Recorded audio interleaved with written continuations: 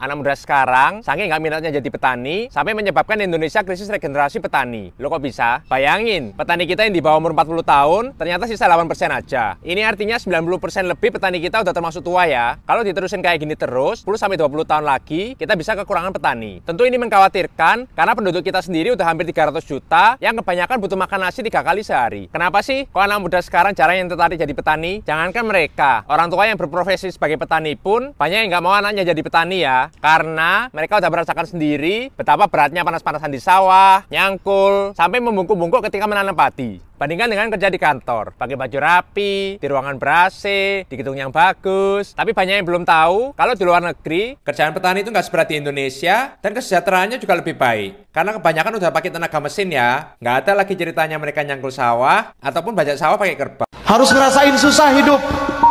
Besi tidak akan pernah jadi pisau kalau tidak ditempa dan dibakar. Nggak akan jadi rel kereta api yang panjang kalau tidak ditempa dan dibakar. Nggak bisa ujuk-ujuk besi bisa jadi ini itu. Harus ditempa, harus dibakar.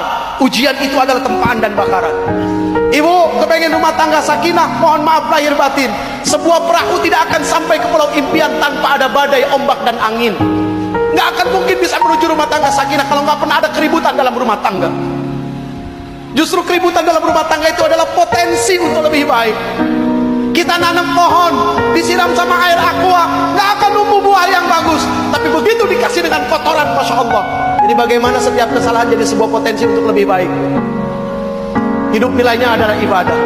Bukan makan, bukan tidur.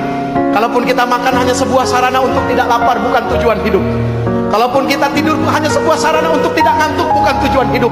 Tujuan hidup kita adalah ibadah. Artinya adalah apa? Ketika tidak bisa makan, tidak bisa tidur, jadikan ibadah kepada Allah Subhanahu wa ta'ala. Hidup hanya sesimpel itu.